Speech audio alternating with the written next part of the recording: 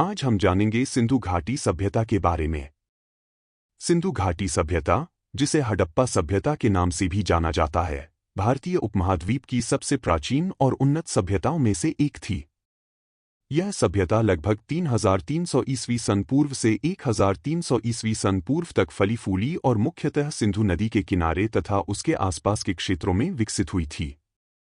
यह सभ्यता आज के पाकिस्तान और उत्तर पश्चिम भारत के क्षेत्रों में फैली हुई थी।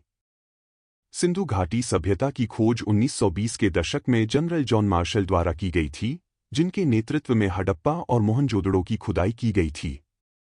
इसके बाद कई और महत्वपूर्ण स्थलों की खोज की गई, जैसे गुजरात स्थित लोथल। यह स्थान व्यापार और जहाजरानी के लिए प्रसिद्ध था। राजस्थान स्थित कालीबंगा। यहाँ की खुदाई से कृषि और जल प्रबंधन के उन्नत तरीकों का पता चला। गुजरात स्थित धोलावीरा। यहाँ की खुदाई से जल संचयन प्रणाली की उन्नत तकनीक का पता चला।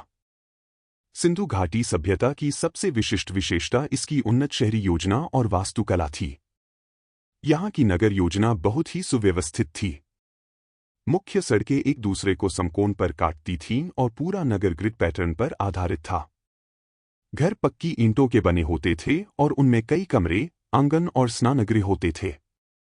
नगरों में जल निकासी की अत्यंत उन्नत प्रणाली थी, जिससे वर्षा का पानी आसानी से बहकर बाहर चला जाता था। सिंधु घाटी सभ्यता की आर्थिक व्यवस्था मुख्यतः कृषि पर आधारित थी। यहाँ के लोग गेहूं, जौ, चना, तिल और कपास की खेती करते थे। इसके साथ ही पशुपालन भी महत्वपूर्ण था, जिसमें गाय, भैंस, बकरी और भेड़ पालन शामिल थे। कृषि और पशुपालन की उन्नत तकनीकों ने इस सभ्यता को समृद्ध बनाया और इसे टिकाऊ बनाया। सिंधु घाटी सभ्यता में हस्तशिल्प का महत्वपूर्ण स्थान था। यहाँ के लोग मिट्टी, धातु, पत्थर और काष्ठ से विभिन्न प्रकार के वस्त्र और सजावटी वस्तुएं बनाते थे। मोहनजोदड़ो और हड़प्पा से प्राप्त मोहरें और अन्य कलाकृतियां यहाँ की उन्नत हस्तशिल्प कला को दर्शाती हैं। व्यापार भी इस सभ्यता की अर्थव्यवस्था का एक महत्वपूर्ण हिस्सा था। सिंधु घाटी के लोग मेसोपोटामिया यानी आधुनिक इराक और अन्य प्राचीन सभ्यताओं के साथ व्यापार करते थे। लोथल जैसे स्थलों की खुदाई से प्राप्त बंदरगाह और जहाजरानी के अवशेष इस बात के प्रमाण हैं कि यहाँ के लोग समुद्री मार्गों से भी व्यापार करते थे। सिंधु घाटी सभ्यता की लिपि अभी तक पूरी तरह से पढ़ी नहीं जा सकी है।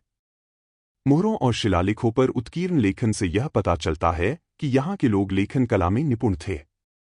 हालांकि इन लेखों को पढ़ने की क्षमता अभी तक विकसित नहीं हो पाई है, जिससे इस सभ्यता के बारे में और अधिक जानकारी प्राप्त करने में बाधा आती है। सिंधु घाटी सभ्यता का धार्मिक और सामाजिक जीवन भी काफी उन्नत था। यहाँ के लोग पूजा स्थल और प्रतिमाओं का निर्माण करते थे, जो उनके धार्मिक जीवन की महत्वपूर्णता को दर्शाते हैं। मोहनजोदड़ो और हड़प्पा से प्राप्त मृन्मूर्ति और यज्ञ वेदियां इस बात के प्रमाण हैं कि यहाँ के लोग धार्मिक अनुष्ठानों में विश्वास रखते थे। सामाजिक संगठन की दृष्टि से देखा जाए तो सिंधु घाटी सभ्यता एक संगठित और संरचित समाज था। यहाँ के लोग विभिन्न पेशों में बंटे हुए थे और उनके बीच सामाजिक श्रेणियां विद्यमान थीं।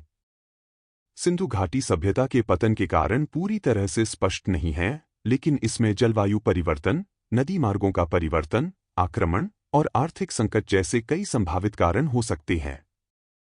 नदी मार्गों के बदलने से कृषि पर विपरीत प्रभाव पड़ा, जिससे सभ्यता का पतन हुआ। इसके साथ ही बाहरी आक्रमणों ने भी इस सभ्यता को कमजोर किया।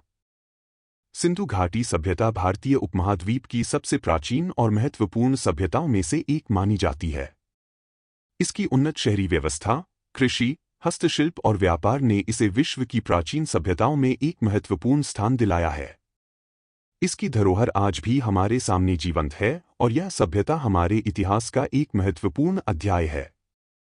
इस प्रकार सिंधु घाटी सभ्यता एक उन्नत और समृद्ध सभ्यता थी, जिसने मानव इतिहास में अपनी एक विशिष्ट पहचान बनाई है। इसके अध्ययन से हमें प्राचीन भारतीय समाज की उन्नतता और उसकी समृद्ध सांस्कृतिक धरोहर का पता चलता है।